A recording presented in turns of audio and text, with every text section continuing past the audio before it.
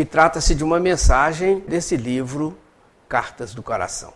Esse livro foi escrito por espíritos diversos e nós tomamos aqui uma mensagem da Confia Sempre, é o título, escrito pela benfeitora espiritual Maria F. de Souza.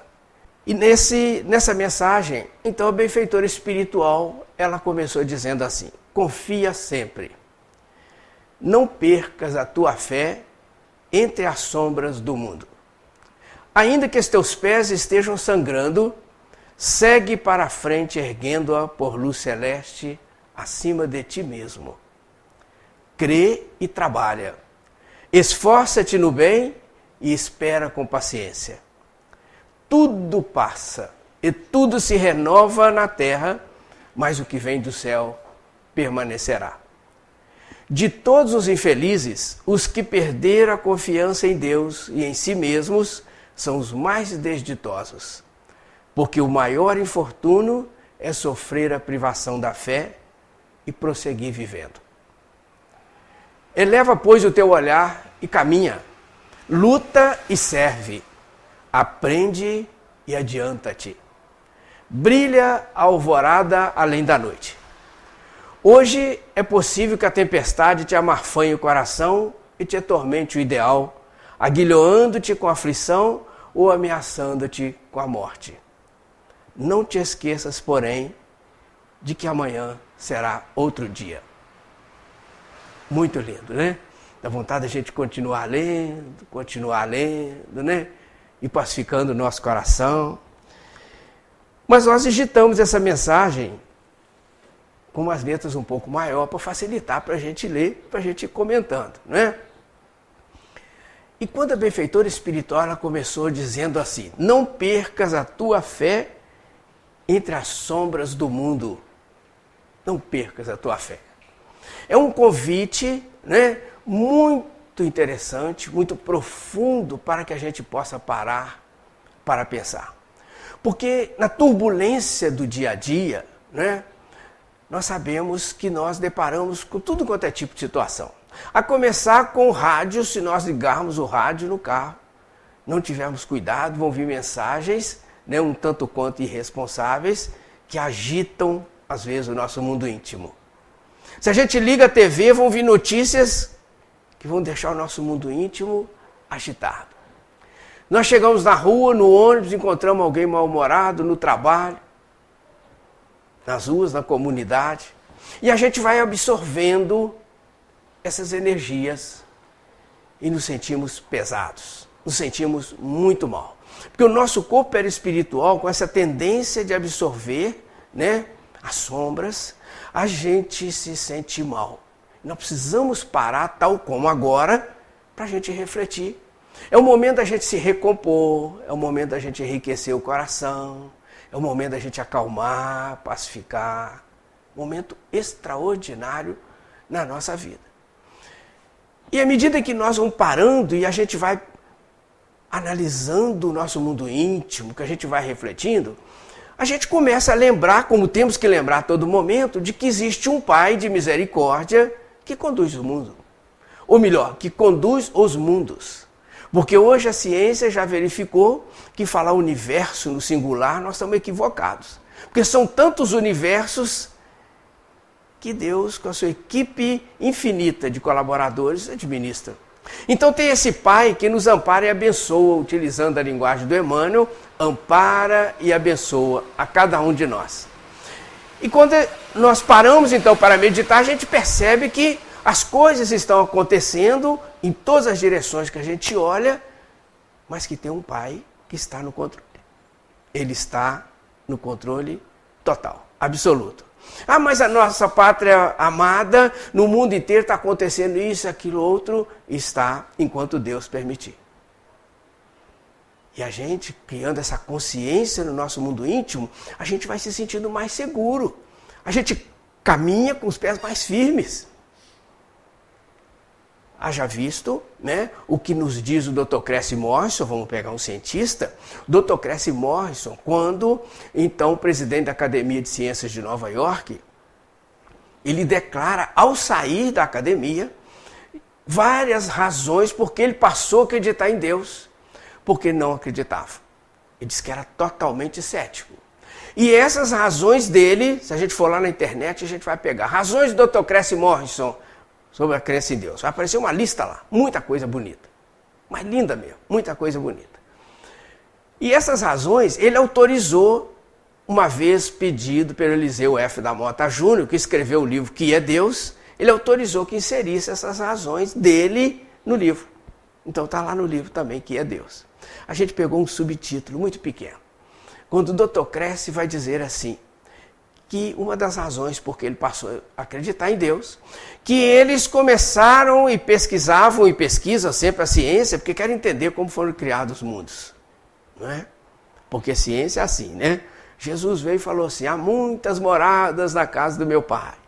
Os Espíritos vêm, ditam, colocam lá no livro dos Espíritos, primeira parte, das causas primárias. Vai falar da criação do mundo, do cosmos, das estrelas, das moradas que disseram Jesus.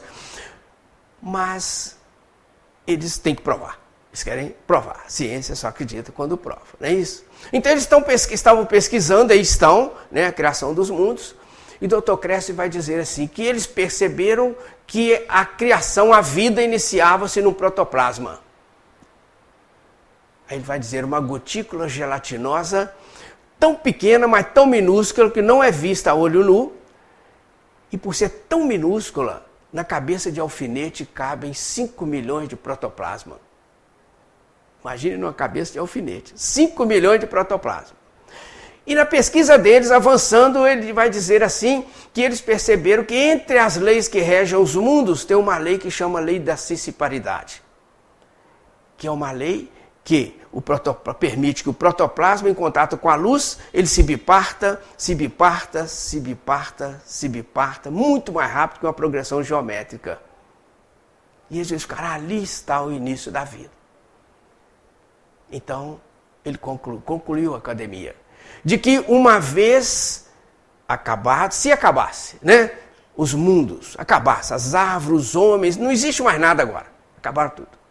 E ele vai dizer, se ficasse uma gotícula de protoplasma e um pequeno raio de sol, esse protoplasma ia se bipartir, as outras partículas iam se bipartir, e dentro de uma bagatela, ele usa assim, 10 milhões de anos, estaria tudo reconstruído novamente.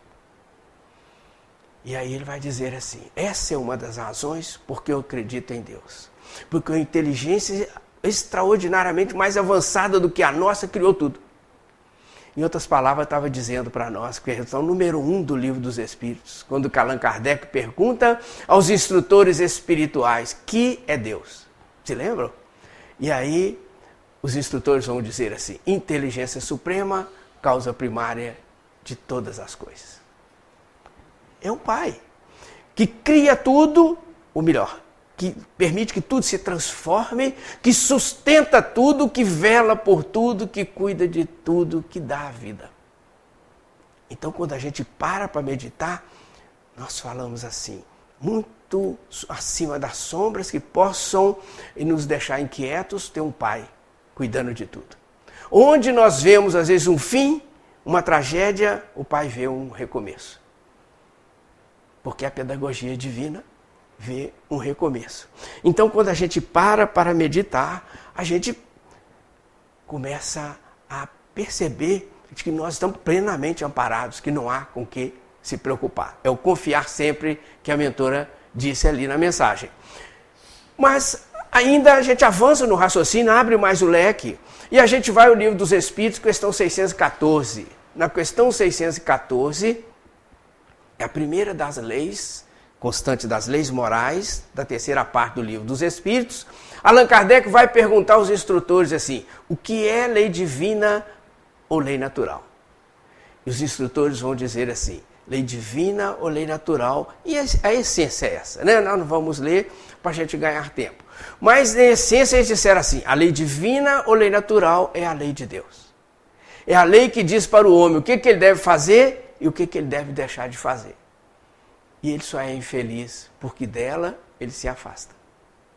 Então a gente se afasta da lei Ou seja, deixa-se envolver na sombra e a dor nos convida a voltar. Afasta da lei, a dor nos convida a voltar. Aí sim, a gente começa então a se lembrar de que nós temos a lei divina na consciência, questão 621 do Livro dos Espíritos, na consciência, e a gente percebe quando a gente pega uma trilha equivocada. Algo acusa e a gente precisa voltar, porque a gente se afastou da lei divina. Então, quando ela faz essa citação, não se deixe, né, não percas a tua fé entre as sombras do mundo, a gente precisa parar e perceber. Eu preciso andar no caminho da luz. Eu preciso andar dentro dos ditames da lei divina, porque aí não teremos problema. Né? Não é à toa que Jesus disse que é a luz do mundo. Quem andar com ele jamais estará em trevas. Né? Mas a gente avançou na mensagem da benfeitora, que ela disse assim, mais. Ainda que os teus pés estejam sangrando, segue para frente erguendo-a, a fé, né? Por luz celeste acima de ti mesmo. Crê e trabalha, esforça-te no bem e espera com paciência. A gente se lembra da mensagem do Paulo Apóstolo, né? Quando ele vai dizer nas suas cartas lá, levanta as mãos cansadas e os joelhos desconjuntados. Sigamos em frente. Não é? E ela diz aqui em outras palavras, ainda que os teus pés estejam sangrando, segue para a frente. Coloque a fé acima dessas dificuldades e sigamos em frente. Porque à frente está Jesus no leme, está o Pai de misericórdia, sustentando tudo, controlando tudo, absolutamente tudo. Né? Crê e trabalha. Mas esse crer e trabalhar ele é fundamental na nossa vida. Porque o trabalho, tem até aquela frase que já diz assim, o trabalho enobrece, né? Porque o trabalho fortalece. O trabalho areja a mente, o trabalho renova, né, as energias, o trabalho renova o ar que respiramos. Se eu trabalho no bem, então, melhor ainda, não é? Porque nós vamos ver, tal como Joana de Anjos fala, né, que o melhor remédio para a nossa dor é colocar o remédio na dor do outro. A gente vai perceber quantas dores tem em torno de nós, que a nossa não é a pior, apesar de às vezes difícil. A gente vai perceber que tem um pai que ampara aquele irmão que está sofrendo tanto, nos ampara também, porque é um pai que, afinal de contas, um pai perfeito, né? Um pai de misericórdia, criador de todas as coisas. Então eu vou perceber que eu posso confiar sempre e seguir em frente, né? E não deixar me abater pelas dificuldades. Então esse crer e trabalha, ele é fundamental. Nós sabemos até que a nível de corpo físico, né, quando nós ficamos parados, nós pararmos, atrofiamos. Nós atrofiamos. O corpo físico precisa de atividade. Né? Vem aí hoje a modernidade falando caminha, né? Faz ginástica e tudo. Por quê? Porque o corpo físico precisa dessa movimentação para a circulação sanguínea, né? O controle da pressão arterial, a oxigenação do cérebro e por aí vai. Né? Mas a alma precisa muito mais. O espírito precisa muito mais, porque afinal o espírito que é imortal. É ele que vai sobreviver ao túmulo. A vida não existe, não passou a existir depois do berço e antes do túmulo. Ela já existia antes, vai continuar existindo depois do túmulo. Então o espírito que é imortal precisa muito mais. E qual que é a ginástica dele? Qual que é o oxigênio dele? Qual que é a fortaleza dele? A oração, a confiança, a fé, a caridade, né? A esperança e tudo mais. Então, quando uma mensagem, o benfeitor espiritual dá uma mensagem desse nível, toda a plede de espíritos consoladores do Pai estão assinando embaixo. O Pai está assinando embaixo. Porque senão ela não viria a psicografia do Francisco Cândido Xavier, não viria a integrar um livro desse nível e não consolaria a humanidade em todas as direções. Então ela dá uma mensagem em nome da plede de espíritos consoladores. Então a gente precisa parar para refletir, poxa, mas que mensagem maravilhosa, que profundidade, como me fortalece quando eu leio uma mensagem assim. Quando ela diz, esforça-te no bem e espera com paciência, é preciso a gente ter paciência, não é? Porque às vezes nós oramos ao nosso Pai, oramos ao Pai e não sentimos a resposta. Por várias razões, né? Porque todo pedido, toda oração, está lá os Espíritos comentando na coletânea de preces, nos preâmbulos do capítulo 28 do Evangelho segundo o Espiritismo. O Pai é perfeito demais para não ouvir qualquer tipo de oração, qualquer de pedido dos seus filhos. Porque nós que somos imperfeitos ouvimos o Filho, tudo que a gente puder. Imagine Deus, que é o nosso Pai, né? Inteligência suprema, criadora de tudo. Então, ouve cada mensagem, cada prece, na língua que for, do jeito que for, desde que ela venha do coração. Os Espíritos vão dizer na lei de adoração, no livro dos Espíritos, a prece que mais agrada a Deus é a que vem do coração. Então, ela tem que vir lá de dentro, lá da profundidade do nosso ser, para dizer ao nosso Pai. E a gente tem que se colocar em condição de receptividade. Porque senão a gente começa a orar ao Pai e fala assim, está na hora do ônibus, está na hora do trabalho, está na hora disso, e a gente esquece que a resposta está vindo. Porque quando a gente ora, né, Allan Kardec vai dizer isso no livro dos Médiuns, os Espíritos vão dizer no Evangelho segundo o Espiritismo, que a vibração da prece, né, ou do sentimento, ela se envolve no fluido cósmico universal e através das várias escalas de evolução chega ao Pai rapidamente e retorna para nós. Só que o Pai nos dá aquilo que nós precisamos para evoluir. Nem sempre aquilo que nós pedimos, porque nós não sabemos pedir muito bem ainda. Mas aquilo que nós pedimos, se não puder ser atendido hoje, vai ficar lá no escaninho divino e daqui a 1 ano, daqui a 2 anos, daqui a 5 anos, vai chegar às nossas mãos. Porque o Pai não deixa. Mas ainda assim, vão dizer os Espíritos no livro dos Espíritos. Ele manda energias de fortalecimento para a gente suportar e enfrentar as dificuldades que surgiram e manda bons espíritos para nos sustentar. Porque ele não deixa de atender. É extraordinário, né? É fantástico. Mas a gente tem que ter a paciência. Paciência como teve aquele paralítico de Betesda. Né? Não sei se lembram, quando o evangelista, vamos ver quem é que foi, que relatou, o evangelista João está no capítulo 5, no versículo 1. João começa a relatar a mensagem, a passagem da vida de Jesus do paralítico de Betesda. Porque Betesda era um tanque, né, chamado um tanque, né, como se fosse uma piscina, ao norte do templo de Jerusalém, né, Betesda. Então, Jesus estava passando ali com os apóstolos, entrou na área do tanque, né? E disse que o tanque tinha vários alpendres, 1 andar, 2 andares, 3, 4, vários alpendres em torno daquele tanque. E ali estava cheio de paralíticos, cegos, mudos, doentes de todos os matizes, de todas as situações.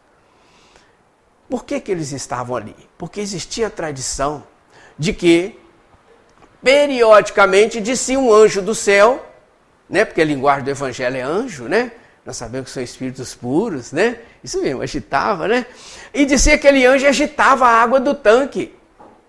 E o primeiro doente que pulasse ali, ele era curado. Era a tradição.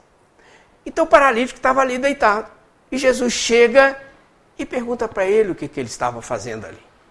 Ele falou, Senhor, eu estou aqui esperando a água agitar. Mas sempre quando a água é agitada pelo anjo, eu procuro um homem para me julgar lá dentro, mas quando eu consigo, o outro já pulou.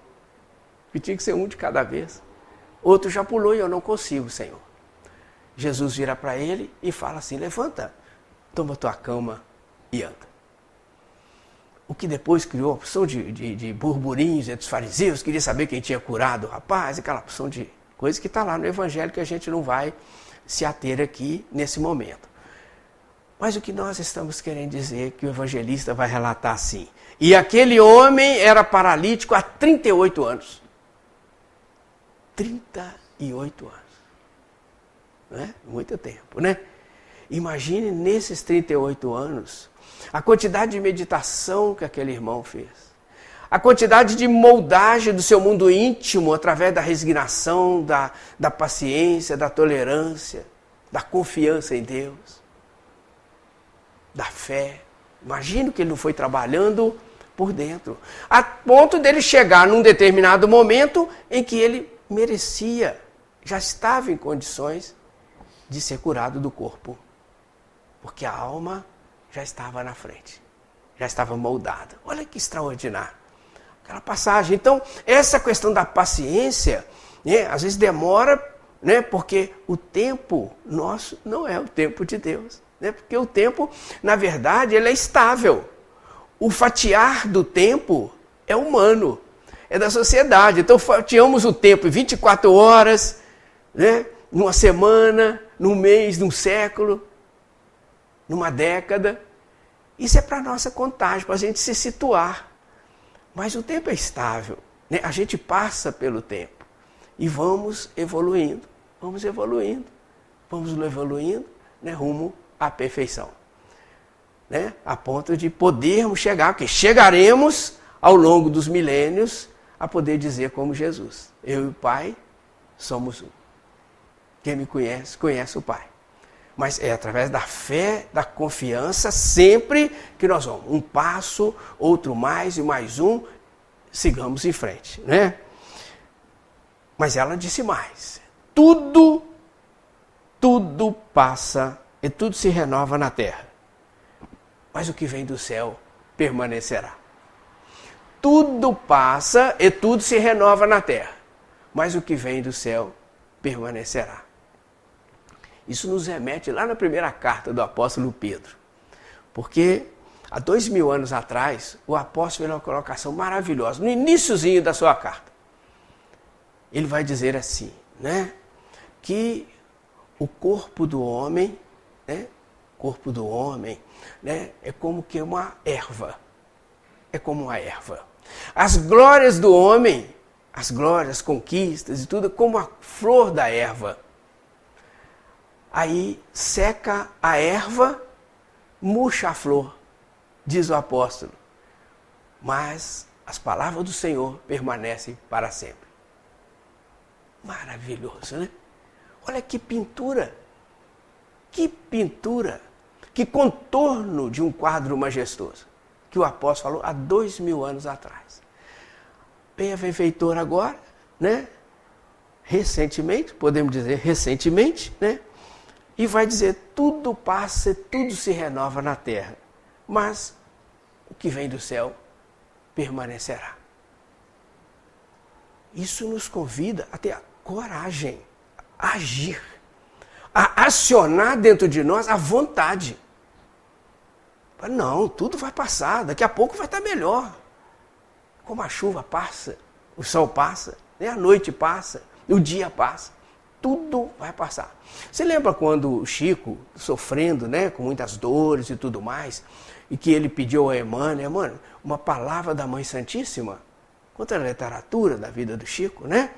Uma palavra da Mãe Santíssima me fortalecer para que eu suporte, vamos dizer assim, né, com mais paciência, mais confiança, as minhas dores. Todos nós sabemos que todos nós aqui, né, tivemos a felicidade, ou temos a felicidade de estar encarnado simultaneamente à encarnação do Chico, né? Então, a gente sabe, a gente acompanhou as dores que o afligia, tantas dificuldades físicas e tudo mais. Jamais enfureceu, né? A ponto de trabalhar com a vista só, que o Emmanuel falou, 2 vistas é chique. Vamos trabalhar, né? Uma vista só, mas vamos trabalhar, né? Então, o Chico pede a ele, eu quero ouvir a palavra da Mãe Santíssima. Afinal, a nossa mãe de Nazaré é assim, né? Quando a gente pensa nela, a gente fala nela, né? A gente se sente num conforto tão grande, né? Como se estivesse deitado no ombro dela, no regaço, né? Acariciado por uma mãe de todas as criaturas, de todas as mães, inclusive, né? Então, o Chico queria ouvir uma palavra dela, é natural. O Emmanuel não trouxe a palavra. Daí uns dias ele insistiu com o Emmanuel, eu preciso ouvir uma palavra da Mãe Santíssima. E o Emmanuel então vai dizer para ele, assim, ela mandou dizer para você ficar calmo, porque tudo passa. Tudo passa. Lembrando da benfeitora ali, tudo passa e tudo se renova na terra. Tanto que tudo passa, que vai contar a literatura, que daí uns dias o Chico estava numa festinha lá, muito alegre, o Emmanuel bate no ombro dele e fala assim, cuidado, isso também passa. que tudo passa. Daqui a pouco se renova. Então, diz ela assim, né, o que vem do céu permanecerá. Eu parei para meditar, né? Porque quem precisa mais é nós que estamos falando aqui, que pesquisamos, que buscamos, a gente fala primeiro para a gente, depois o som chega aí em vocês, né? Mas a misericórdia divina é assim, ela distribui, né? E o som da voz ele vai ao infinito, porque não há uma a vibração não tem um espaço circunscrito, ela vai ao infinito, né? De acordo com a bondade do Pai. Então, nós ficamos pensando assim, que tudo passa, tudo se renova na Terra, mas tem uma parte dessa renovação que compete a cada um de nós, que chama-se vontade. Vontade, questão 909 do Livro dos Espíritos. Quando Allan Kardec vai perguntar aos Espíritos do Senhor, na questão 909, mais ou menos assim, né, em essência, né, como o homem pode fazer para vencer as tentações do mal, as dificuldades dele. E os Espíritos vão dizer assim, acionando a vontade. Com muito pouco esforço, com muito pouca utilização da vontade, o homem venceria todas as dificuldades. Quão poucos utilizam a vontade? Está lá na questão 909. Porque essa vontade, ela tem que estar em movimento, nós temos que fazer. É o fazer e agir, não é? Fazer e agir. Joana de Anjos vai citar no livro Vida Feliz assim, tu foste dotado de força de vontade. Se não tens conseguido, porque não a tens exercitado. Está lá no Vida Feliz. Então, essa vontade é o acreditar e agir. E aí nós nos remetemos a uma mensagem que conta no Momento Espírita do Paraná, né? E me disseram também que algum livro do Richard Simonetti, que Deus abençoe, né, o irmão, também consta, né? Mas eu ouvi no Momento Espírita do Paraná aquela mensagem de acreditar e agir. Que aquele senhor estava andando na beirada de um lago, né, pensando como é que ele ia passar para o outro lado. Aí chegou ali um canoeiro, aquela simplicidade e tudo. O senhor está pensando em atravessar o lago? Eu estou, mas eu não tenho como fazê-lo. Se o senhor quiser, eu levo o senhor. Tem a canoinha ali. Aí eu quero sim. E aí o rapaz trouxe lá a canoa, ele entrou na canoinha para atravessar o lago. Mas quando ele entrou na canoinha, aquele senhor percebeu que tinha 2 remos a canoinha e que num remo estava escrito assim, acreditar. No outro remo estava escrito assim, agir.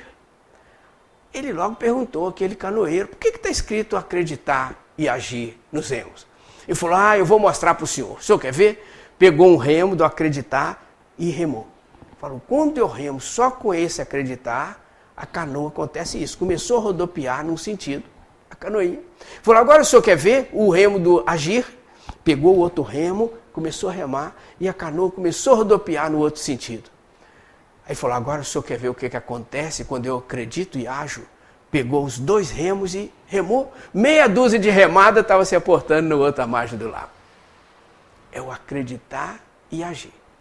A gente precisa acionar a vontade e falar, não, agora eu vou fazer, né, para que eu vença as minhas dificuldades. Algum tempo atrás, uma mocinha nos abordava ao final de um estudo, junto à vovozinha dela, e a moça estava em pranto, ela estava chorando muito. E ela dizia assim, olha, eu não sou espírita, mas lá na minha religião eles ensinam que Deus é espírito. Então, eu fiquei pensando assim, ela falou, tem 4 anos que eu faço um concurso e eu não passo. Era uma quarta-feira e ela falou, nesse próximo domingo eu vou fazer o concurso pela 5ª vez. Como eu já fiz 4 vezes, não passei, eu tenho conversado com Deus da minha religião, ele não me escuta. Então, como eles falam que Deus é espírito, eu vim aqui no centro espírita, porque falei assim, eles estão acostumados a falar com o espírito, eles vão me ensinar a falar com Deus. Olha que ponto que a gente chega. E a mocinha então falou assim, então eu vim aqui no centro hoje, mas eu me emocionei muito e chorei muito, porque quando eu cheguei no centro, eu olhei assim, nunca tinha entrado no centro espírita e não sabia a quem que eu me dirigia, e eu sentei no final das cadeiras. Sentei lá no final, de lá. E ela disse assim, que quando ela ouviu a prece só falava em Deus, na confiança em Deus. Aí quando começou o orador a falar, ele começou a falar sobre a lei de adoração. Só fala de Deus. A forma da prece. A prece que vem do coração.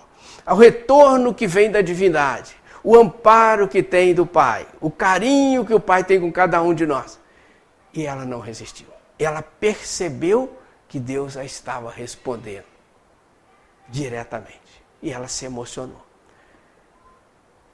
E aí eu fico perguntando assim. Não falamos para ela. Mas aí encaminhamos ao diálogo fraterno da casa, que é o nosso compromisso, não é? Para que ela fosse atendida, orientada, acompanhada e tudo mais. Esclarecida e tudo mais. Mas nós ficamos pensando assim, às vezes o jovem fica pensando, não passo num concurso, não passo nisso, não passo naquilo, não passei de ano ou não passei no vestibular. Mas a gente pensa em quantas vezes será que ele usou a vontade? Quantas vezes será que ele estudou à noite? No esforço? Quem sabe não? É a mesma coisa que os pais hoje. O pai hoje e o casal, né? Quando o pai resolve lhes confiar um rebento, um filho, uma prole, essa gema preciosa, né? Essa gema preciosa, o pai lhe resolve. E o casal às vezes não percebe que a chegada do filho, que é uma festa, tem que mudar a rota do barco. E aí resolve continuar com a vida social, as noitadas, e leva o moleque a tiracolo num tempo desse. Nós estamos vendo chuvoso, frio. Eu conheço um casal, que o menino, há menos de 2 meses, que nem as vacinas todas tomou, já está indo o menino junto. Então, a gente tem que pensar, né? Eu estou usando a minha vontade, eu estou usando o meu bom senso, por isso que Allan Kardec é chamado bom senso encarnado, né? Porque eu tenho que usar os ensinamentos do Cristo, que a doutrina espírita é o Evangelho de Jesus, né? Explicado pelos Espíritos do Senhor, explicado por Allan Kardec. Então, usar os ensinamentos de Jesus, transmitido e explicado pela doutrina espírita, à luz do bom senso e da vontade. Porque a gente quer muitas coisas, mas não queremos nos adaptar às mudanças necessárias. Não é assim que às vezes acontece? Né? Mas a gente precisa continuar. Não é? Na mensagem da benfeitora, quando ela vai dizer assim, de todos os infelizes, os que perderam a confiança em Deus e em si mesmos são os mais desditosos. De todos os infelizes, os que perderam a confiança em Deus e em si mesmos são os mais desditosos. Porque o maior infortúnio é sofrer a privação da fé e prosseguir vivendo. É bonito demais, eu acho que eu vou até repetir, né? De todos os infelizes, os que perderam a confiança em Deus e em si mesmos são os mais desditosos. Não posso perder a confiança em mim. Afinal, eu sou filho de Deus, né? Criado à imagem e semelhança dele, com toda a energia necessária, com todos os dons necessários para que eu seja feliz. Porque tudo que o Pai quer é que nós sejamos felizes. Tudo que Ele deseja. Por isso nós temos a vontade dentro de nós para ser acionado. Mas depende de cada um de nós. É o livre-arbítrio, né? Porque o maior infortúnio é sofrer a privação da fé e prosseguir vivendo. É preciso a gente colocar a fé, né, em movimento. É preciso a gente perceber que quando o Pai nos reúne todos, tal como estamos aqui, numa casa de Jesus, falando da doutrina espírita, olhando para dentro de nós, não tem nada melhor que isso. Olhando para dentro de nós, nos refazendo, mitigando a sede, do Evangelho de Jesus? Porque há 2000 anos a gente escuta o Evangelho do Cristo, ouvimos o Evangelho de Jesus, mas a gente não para, às vezes, para meditar, para refletir. E quando o Pai nos reúne assim, encarnados e desencarnados, num momento especial como esse, a gente começa a meditar mesmo, a refletir, né? E a perceber, né? Às vezes, os desvios, pequenos descuidos, né? A própria força de vontade, com o pouco que eu tenho utilizado, né? E isso, às vezes, nós não percebemos que as dificuldades, às vezes, estão dentro de nós mesmos. É preciso a gente avançar, não é? E a gente, quando fala assim, nós precisamos ainda focar a importância da fé nas nossas vidas. Por isso que ela fala, né? Confia sempre, não percas a tua fé entre as sombras do mundo. Porque as situações acontecem nas famílias, acontecem na nossa também, às vezes na nossa vida. Né? Uma desencarnação do ente querido, um desemprego, né? Um filho doente, uma esposa doente, um marido doente. As dificuldades são muitas, né? Um filho que se perde, às vezes, ao longo do alcoolismo, da droga, né? Tal como aquela senhora contava para nós, no público, assim. Ela contava. Sentiu o coração bater forte, naturalmente, e quis falar. Tem hora que falar é importante, mas é importante a gente saber ouvir também, né? Aí de público, felizmente ela falou e todo mundo ouviu. E certamente a maioria vibrou para ela, né? Porque ela falava que a filha dela tem 2 filhos. E a filha sumia 2, 3 dias de casa. E ela deixava os 2 filhos lá com eles, com o casal de avós. Daí a 2 dias a filha parecia nervosa, brava, envolvida em álcool, em drogas e queria bater nas crianças. E ela falava assim, um dia eu entrei no meio para não deixar ela bater nos meus netos e eu apanhei também. E eu comecei a pressioná-la para que mudasse o comportamento. E um dia ela deixou os filhos lá na minha casa e falou assim, ó, mamãe, não volto mais para casa. Eu vou morar naquela praça lá, junto com os colegas lá, os andarilhos, eu vou dormir por lá e a senhora toma conta dos meus filhos. E ela dizia, sumiu a minha filha. Certo dia o pai passou lá na praça e viu a menina em trajes menores, rasgadas, deitada lá com os rapazes. E o pai chegou em casa terrivelmente aflito. Mas o que nós queremos focar nessa história é que aquela senhora, uma vovó bem idosa, falou assim, todas as noites, eu, meu marido e os 2 netos, nós sentamos para orar pela minha filha. Todas as noites. Ao final de uns 6 meses, nós estávamos orando toda noite por ela. O meu marido acorda meia-noite e fala assim, mulher, o que você acha de eu ir lá naquela praça agora? Quem sabe a nossa filha volta para casa.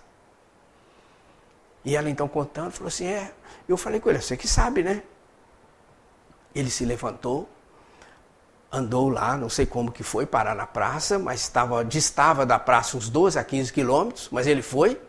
E disse ela que ele chegou lá, bateu na filha, a filha deitada no chão, ele bateu na filha com muito carinho, mas muito constrangido. E a menina acordou assustada e ele falou para ela assim, minha filha, vamos voltar para casa. Hoje, minha filha, agora. E ela disse, aquela senhora então, dizia assim, o senhor acredita que ela voltou para a nossa casa? E a nossa casa virou uma festa quando ela chegou. Meus netos, eu e meu marido. Eu fiquei pensando assim, se a festa, houve aquela festa no mundo físico, imagina no mundo espiritual, né? Imagina a quantidade de espíritos superiores que trabalhavam pela recuperação daquela menina. Da família, enfim, porque família é assim, né? Um adoece, todo mundo adoece. Mas também um sara, todo mundo sara. Vira festa, né?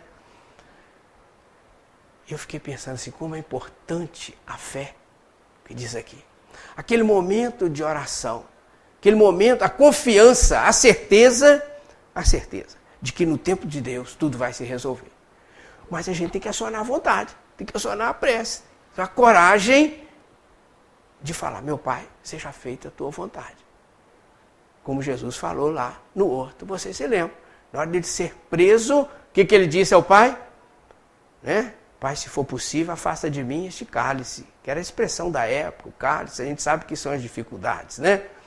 E aí, o que ele diz em seguida? Mas se não for possível, cumpra-se a tua vontade. Ou a vossa vontade, dependendo da tradução. Então, a gente percebe que essa fé, essa coragem, essa vontade, nós temos que acioná-la dentro de nós. Mas a gente avança mais um pouquinho, até caminhando mesmo para a conclusão, quando a benfeitora falou assim: eleva, pois, o teu olhar e caminha, luta e serve. Olha o que ela diz: luta e serve, aprende e adianta-te.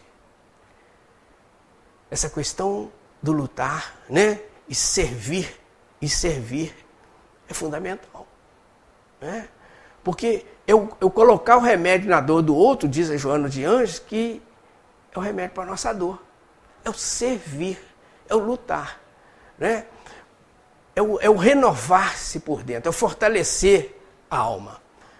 Aprende e adianta-te. Você vê todos os centros espíritas, você chega, eu preciso de um livro espírita. Tem o livro espírita para te prestar. Né? Alguns têm até para vender também, né? Alguns têm até para vender. Biblioteca, livrarias e tudo mais. Né? Eu quero conhecer um pouquinho mais da doutrina. Tem grupo de estudo para você frequentar. Tem a reunião pública para meditar e para ouvir, para participar, inclusive, né? Se for o caso. Porque o centro oferece, a doutrina espírita, ela oferece a condição da gente conhecer o Evangelho de Jesus. Aí, conhecendo o Evangelho de Jesus, a gente se conhece, conhece a doutrina, conhece amigos, se renova, coloca o bom senso em ação, a vontade em ação. A gente percebe que as dificuldades não são só minhas. Todos nós que estamos no planeta de provas e expiações enfrentamos dificuldades. Os nossos desafios não são iguais. Por isso que a gente, até fisicamente, somos muito diferentes um do outro, porque os desafios são diferentes. Mas todos nós temos os desafios. Só existe uma forma, diz os Espíritos do Evangelho segundo o Espiritismo, só existe uma forma da gente acabar com esses desafios, é vencê-los. À medida que nós vencemos os desafios com resignação, com coragem, com disposição, com força de vontade, nós não precisaremos retornar mais a um planeta de provas e expiações. Essa é a única maneira, é vencê-los. Mas para vencer tem que ter a vontade, a coragem, a galhardia, lutar e servir. E servir. Isso é fundamental, né? Aprender e adiantar. A gente tem que conhecer a mensagem de Jesus. Conhecer a mensagem de Jesus. E não é à toa que tantos exemplos ficaram registrados na nossa vida. A exemplo, né, o Divaldo conta, né, na tradição cristã, até um fato muito bonito, muito interessante, que mostra para nós o zelo, o carinho, a misericórdia de Deus. Porque conta-se que quando os apóstolos fundaram a Casa do Caminho, logo depois que Jesus voltou ao plano espiritual, né, o Simão à frente, a Casa do Caminho, certo dia à tarde ele estava lá reunido com as senhoras, as madames da sociedade, senhoras que mantinham a Casa do Caminho. Mantinham a Casa do Caminho. E uma tarde ele estava em reunião com aquelas madames, aquelas senhoras lá. De repente entrou uma senhora, uma mulher, correndo dentro da sala, cabelo desgrenhados, rasgada, e existia uma lei no local, né, de que os perseguidores, quando estavam correndo atrás de alguém, se aquela pessoa entrasse numa casa, eles não podiam entrar atrás. Eles podiam esperar na porta do lado de fora, se ele saísse, mas eles não podiam entrar dentro da casa. Então eles estavam perseguindo aquela senhora e ela entrou correndo dentro da sala da casa do Simão. Então o Simão ficou dividido, ele não sabia se atendia aquela senhora ou se dava atenção às senhoras da sociedade, que mantinham a Casa do Caminho. Aí ele, dividido que estava, ele foi para a parte íntima da casa pensar e orar, para ver o que ele ia fazer. Quando ele começou a orar, aparece Jesus. Jesus aparece e pergunta para ele o que foi, Simão. Como se Jesus não soubesse, né? Porque Jesus é assim, né? Ele quer que a gente raciocina, nós temos que raciocinar, né? O que foi, Simão? Aí o Simão vira para ele e fala assim, aquela mulher, Senhor, aquela mulher, eu não sei o que eu faço.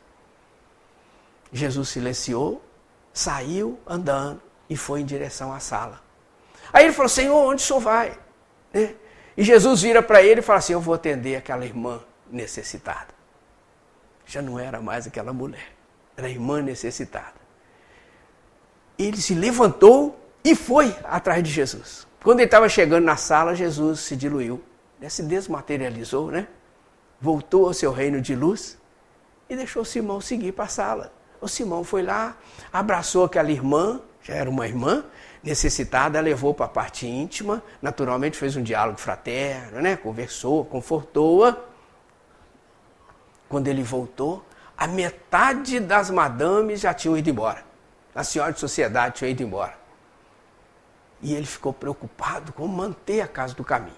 Aquelas senhoras que foram embora, que era mais da metade das pessoas, nunca mais voltaram na casa do caminho. Entretanto, a casa do caminho nunca faltou dinheiro para o socorro aos necessitados. Aos coxos, doentes, cegos, surdos, desesperados, desesperançados que eles atendiam. Continuar o trabalho com todas as dificuldades inerentes ao trabalho, né, assistencial, servir, o doar-se, o entregar-se, mas nunca faltou dinheiro. Porque o trabalho não é nosso, não era deles, o trabalho é de Deus. Nós apenas colaboramos dentro das possibilidades. O trabalho é de Deus, né? O trabalho é dos Espíritos que o representam no nosso meio, né? Mas, como nós precisamos concluir, a mentora diz assim, brilha a alvorada além da noite. Brilha a alvorada além da noite. Olha que algo maravilhoso, a gente para numa linha. Porque isso me remete a uma citação da Joana de Anjos, quando a Joana de Anjos vai dizer assim, conquanto 1 minuto para meia-noite seja a noite plena, meia-noite 1 já é a aurora de um novo dia. Olha como tudo passa. Passou, a noite passou, agora já é dia. A chuva passou, já veio o sol. Ou o sol passou, já vem a chuva. É assim, tudo muito rápido. Então, quando ela fala assim, brilha a alvorada além da noite. Porque passa, às vezes é uma sombra, uma dificuldade que está em torno dos nossos passos, do filho, do marido que está longe, da esposa que está longe. Assim, antes de ser meu marido, ser minha esposa, ou ser meu filho, eu era filho de Deus. E depois vai continuar sendo filho de Deus também. Então Deus está velando lá e velando aqui. Além da noite, brilha a alvorada, diz a mentora, e mais diz ainda, é possível que a tempestade te amarfanhe o coração e te atormente o ideal, aguilhoando-te com a aflição ou ameaçando-te com a morte. Não te esqueças, porém, de que amanhã será outro dia. Um outro dia. Vai recomeçar. Vai recomeçar. Me lembra um fato muito bonito, interessante, real, né? Que me contava um amigo ontem de um companheiro dele que perdeu o emprego e ficou numa situação assim, bem complicada. Tinha um salário muito representativo e de repente o padrão caiu muito. E tinha 2 veículos. Falou com a mulher, olha, vamos vender um veículo, não tem jeito de ficar os 2. Vendeu um carro. A mulher ficou muito triste, né? E a família, porque muda e tudo mais, tantas coisas. E daí a pouco não conseguiu o emprego e ele falou assim, vamos vender o outro carro. E venderam o outro carro. Mas não vamos andar a pé? O de ônibus? Não, se não der para andar de ônibus, a gente anda a pé. Mas vamos vender outro carro. Vendeu outro carro. Daí uns dias, ele conseguiu um emprego. Graças a Deus. Um emprego de menos de 10% do que ele recebia. Mas conseguiu. E ele pegou o emprego. Começou a trabalhar. Passado uns 3, 4 meses, aquele patrão chegou perto dele e falou assim, olha, tem um amigo meu precisando de um funcionário do seu nível. O salário é umas 3 vezes esse que você ganha aqui comigo.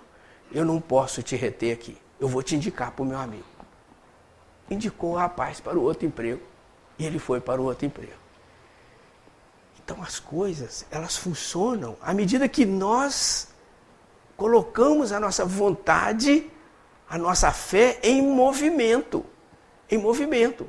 Um rapaz falava para mim assim que pegou um trabalho tão difícil, tão complicado em relação ao que ele fazia anteriormente, que ele ia para o trabalho toda manhã, depois que ele deixava a mulher e os filhos em casa, ele pegava a rua para ir para o trabalho e ele ia chorando. Ele ia chorando. Isso ele me contou. Ele ia chorando, mas ia. Trabalhou 6 meses, emagreceu, cara, uma luta danada, trabalhou, né? E aí, o dia que o filho dele, que a mulher estava grávida, o dia que o filho dele nasceu, ele recebeu um WhatsApp de uma empresa convidando para fazer um teste. Ele foi, fez o teste e foi admitido. No dia que o filho nasceu. Mas por quê? Ele tinha feito, colocado a vontade em movimento, a coragem, a fé em Deus. Não, no momento exato Deus vai agir.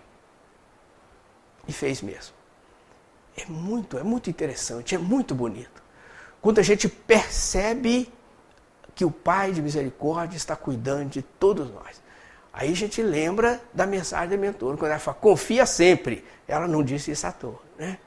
Diz para mostrar para nós que existe um Pai, à medida que nós confiamos, tudo a gente supera. E superamos tal qual, para a gente concluir, tal qual aconteceu com o cego de Jericó. Né? Que a gente vê lá no Evangelho, o cego de Jericó, tem algumas narrativas que está o cego Bartimeu, né? Quando ele estava esmolando lá na calçada. Acho que esse fato todos nós conhecemos, só para a gente enriquecer o coração, né? Quando o cego estava lá esmolando na calçada e Jesus passa com os apóstolos e com uma série de transeuntes que o acompanhavam e muito burburinho, e o cego pergunta às pessoas que estavam em torno dele o que estava acontecendo. Falaram com ele, Jesus de Nazaré que está passando com os seus apóstolos e tudo mais. Ele não esperou. Começou a gritar, Jesus, filho de Davi, tem misericórdia de mim. Lembra desse fato lindo do Evangelho? Jesus, filho de Davi. As pessoas mandavam ele calar a boca, quanto mais eles mandavam calar a boca, mais ele gritava, Jesus, filho de Davi. A ponto de Jesus parar, o que houve? Falar, um cego que está esmolando, está chamando pelo Senhor e tal. Jesus manda que o tragam até ele. A gente não vai contar a passagem, não vamos analisar, contextualizar nem nada, mas só para a gente focar na vontade. Porque Jesus manda que tragam o cego até ele, vai dizer, quando começa-se a contextualizar a passagem, vai haver várias situações aí que a gente pode analisar. Primeiro, Jesus manda que tragam o cego se levantou. Não titubeou. O fato de levantar significa predisposição para colocar a vontade em movimento. Né? O evangelista Marcos vai dizer assim, que ele lançou de si a capa. Demonstra um dos enfoques, é o desapego. Ele não ficou preocupado com aquela capa, ele queria Jesus. Deixou a capa para trás. Né? Foi até Jesus. Quando chegou em Jesus, o que Jesus faz? Pergunta para ele, o que queres? Queres que eu te faça? O que queres que eu faça? E aí ele vai dizer, Jesus, um cego na frente dele, lógico que Jesus sabia o que ele queria, né? Mas ele vai dizer assim, Senhor, que eu tenha vista. Foi a resposta dele para Jesus. E Jesus vai dizer para ele assim, seja feito como tu queres. Seja feito como tu queres. O que Jesus queria dizer com aquilo? Com a vontade. Né? Quando a gente pega o livro Luz Imperecível, numa análise do grupo que estuda, que começou há 62 anos atrás, o estudo do Mildinho, chamado Mildinho, que aliás nós vamos ter um seminário, né? É agora dia 1º e 2 na Aliança Municipal Espírita, com 4 companheiros da União Espírita Mineira, aqui em Juiz de Fora, para nos ensinar a estudar o Evangelho de Jesus sob o enfoque do Mildinho, que é detalhe por detalhe, contextualizando uma série de situações. Né? Ainda tem algumas vagas lá, só aproveitando para informar. Né? Então, dia 1º e 2 de dezembro, dia 1º o dia todo, que é sábado, e dia 2 de 8 às 12 horas. Mas quando foram estudando há 62 anos atrás, foram tantos os estudos que chegou uma época que eles reuniram aqueles estudos e editaram um livro, chama Luz Imperecível. Na época do Honório Abreu e tudo mais, que coordenava o estudo. Então, editaram o livro Luz Imperecível. Ali tem todos os versículos do Evangelho de Mateus estudado e analisado. Bom, nesse livro, então eles vão dizer assim, que após contextualizar, analisar e tudo mais, eles vão dizer assim, que Jesus perguntou ao cego Bartimeu, ou ao cego de Jericó, o que ele queria que fosse feito para acionar dentro dele a vontade e a fé. Porque aí Jesus agiu em cima da vontade e da fé que ele ofereceu. Então é preciso a gente oferecer algo, né? Igual lá na multiplicação dos pães e dos peixes, que a gente não vai poder entrar em detalhe aqui, porque ofereceram 5 pães e 2 peixinhos, né? E Jesus multiplica. Então é preciso a gente se predispor. Quando a mentora fala assim, aprende, adianta-te, luta e serve, ela está dizendo para nós em outras palavras assim, coloca a sua vontade à disposição do nosso Pai. Porque à medida que eu coloco, o outro mais coloca, nós vamos colocando, nós vamos vibrando junto, vibrando amor, porque não há nada no universo que resista à irradiação do amor, e um irradia daqui e outro de lá, nós vamos somando e vamos abraçando o mundo, tornando o mundo, a pátria do Cruzeiro, nosso Brasil, o mundo inteiro, mais fraterno, mais feliz. Diferente, porque estaremos vinculados, né? Conectados, hoje, na linguagem atual, conectados com Deus, né? A inteligência suprema, causa primária de tudo.